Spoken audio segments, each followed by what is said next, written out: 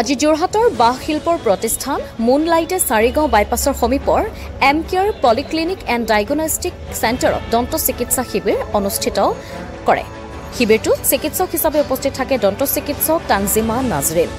অনুষ্ঠানটোত বিশিষ্ট অতিথি হিচাপে উপস্থিত থাকে সমাজকৰ্মী শ্ৰীৰাম বৰুৱা, অৱসৰপ্ৰাপ্ত শিক্ষক প্ৰবীণ দত্ত, পোহৰ লাইব্ৰেৰীৰ মুখ্য সম্পাদক Amar Barua, M care polyclinic and diagnostic চেণ্টাৰৰ স্বত্বাধিকাৰ মনোজ শইকীয়াৰ লগতে বহু সংখ্যক ৰাইজ উপস্থিত থাকে। উপস্থিত দন্ত চিকিৎসক তানজিমা নাজৰিমে কেনেকৈ দাঁতৰ যতন ল'ব লাগে সেই সম্পৰ্কে উপস্থিত ৰাইজৰ আগত বক্তব্য প্ৰকাশ কৰে। শিবিৰটোত উপস্থিত থকা প্ৰতিগৰাকী বিশিষ্ট অতিথিয়ে মুনলাইট গ্ৰুপৰ ৰক্তিম দত্ত, ভাস্কৰ জ্যোতি হাজৰিকা, কৌশিক বৰাক উদ্দেশ্যি গুৰুত্বপূৰ্ণ বক্তব্য আগবঢ়ায়। ব্যুৰ ৰিপৰ্ট, পোহৰ লাইভ 8।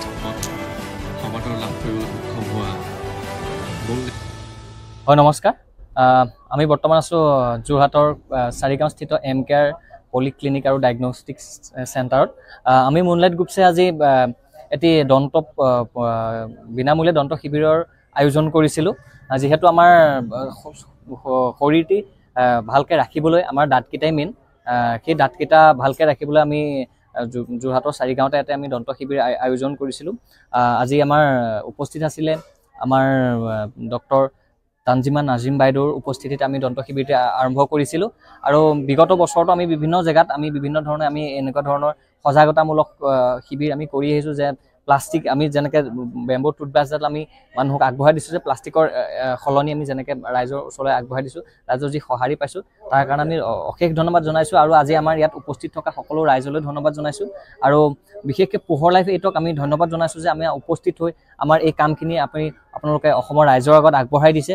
আৰু অমৰদাক ধন্যবাদ জনাইছোঁ উপস্থিত হৈ আমাক আজি এই সুবিধাকণ দিছে যে আমি অসমৰ ৰাইজৰ আগত আমি কি কৰি আছোঁ, প্লাষ্টিকক আমি কেনেকৈ ব্যৱহাৰ কৰিব নালাগে, প্লাষ্টিকৰ সলনি যে আমি কিছুমান বস্তু মানুহৰ আগলৈ আগবঢ়াই দিছোঁ, এই কথাখিনি যে আপোনালোকে অসমৰ ৰাইজৰ আগত দাঙি ধৰিবলৈ আমাক যি সুবিধাকণ দিছে তাৰ কাৰণে ধন্যবাদ জনাইছোঁ। আৰু আজি ৰাইজৰ সহায় আৰু সহযোগিতা পাই আমি নথৈ আনন্দিত হৈছোঁ। আৰু আমি আশা কৰোঁ যে বিগত আৰু আহিবলগীয়া দিনখিনিত অসমৰ কোম্পানী হিচাপে, অসমৰ যুৱক হিচাপে আমি যি পদক্ষেপ লৈছোঁ, অসমৰ বস্তু আমি অসমতে উৎপাদন কৰি আমি বিভিন্ন যেনেকৈ বহিৰাজ্যলৈ বেছি চাহিদা হয় আমাৰ বস্তুখিনি, বাঁহৰ বস্তুখিনি যিখিনি আমি নিৰ্মাণ কৰিছোঁ টুথব্ৰাছডালৰ সলনি তাৰ পৰিৱৰ্তে আমি যিখিনি বস্তুখিনি আছে সেই বস্তুখিনি বহিৰাজ্যত বেছি সমাদৰ পায়। সেইদৰে আমি আশা কৰোঁ যে অসমৰ ৰাইজে আদৰি ল'ব। আৰু টুথব্ৰাছডাল যিহেতু আমাৰ অসমৰ ৰাইজে ইতিমধ্যে আদৰি লৈছে, বাঁহৰ টুথব্ৰাছ, আহক আমি ৰাতিপুৱাটো এটুকুৰা প্লাষ্টিক নাখায় আমি এডাল বাঁহৰ টুথব্ৰাছেৰে আৰম্ভ কৰোঁ, যাতে আমি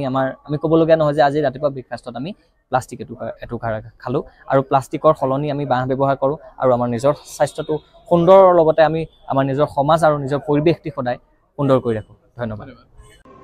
জীৱন যাত্ৰাত অপৰিহাৰ্য হৈ পৰা এখন ক্লিনিকেল লেবৰেটৰীৰ পৰা আপুনি বাৰু কি বিচাৰে? সুন্দৰ পাৰ্কিঙৰ সুবিধাৰে এক সুন্দৰ পৰিৱেশ, সুবিধাৰে কেইজনমান সহৃদয় কৰ্মচাৰী, আৱশ্যকীয় সুৰক্ষাৰ সকলো সৰঞ্জাম, প্ৰয়োজনত অলপ মনোৰঞ্জন, যাৰ দ্বাৰা ক্ষণিকৰ অপেক্ষাও হৈ পৰিব পাৰে সুন্দৰ।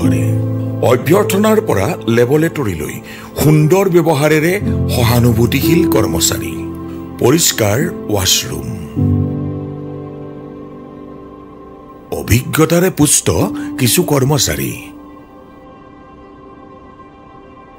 বিশ্বমানৰ অত্যাধুনিক পৰীক্ষাগাৰ, সময়ক প্ৰত্যাহ্বান জনাব পৰা দ্ৰুত সেৱা, এই সকলো সুবিধা পাবৰ বাবে আপোনাৰ ওচৰতে আছে যোৰহাটৰ চাৰিগাঁও বাইপাছৰ কাষতে এম কেয়াৰ।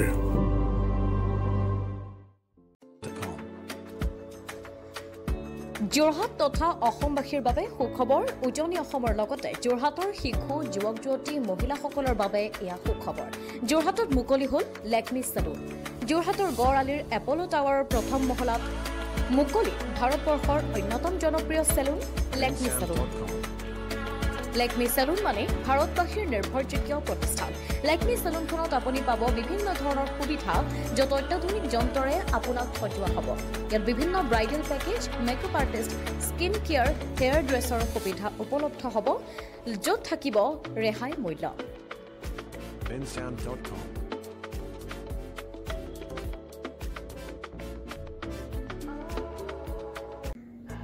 যোৰহাটবাসীৰ বাবে সুখবৰ। থানা ৰোড ক্ৰিষ্টেল টাৱাৰ প্ৰথম মহলাত মুকলি হ'ল 7 চফিন চিল্ক এম্পেৰিয়াম নামেৰে এখনি আটকধুনীয়া সাজপাৰৰ বিপণী। ইয়াত আধুনিক ডিজাইনৰ পিয়ৰ পাট মুগা, এৰী, নুনি, টছ আদিৰ লগতে বংগীয় হস্ত নিৰ্মিত সাজপাৰ, কাঠা ষ্টিচ, জামদানি, অসমীয়া গহনা, টেৰাকোটা গহনা উচিত মূল্যত উপলব্ধ হ'ব। বিপণীখনৰ পৰা অনলাইন যোগেদি বা হোৱাটছএপৰ যোগেদি আপুনি আপোনাৰ মন পচন্দৰ কাপোৰ তথা গহনা ক্ৰয় কৰিব পাৰিব। ঠিকনা হৈছে ক্ৰিষ্টেল ৰোডৰ প্ৰথম মহলা। যোগাযোগৰ নম্বৰ স্ক্ৰীনত আপোনালোকে নিশ্চয় প্ৰত্যক্ষ কৰিছে।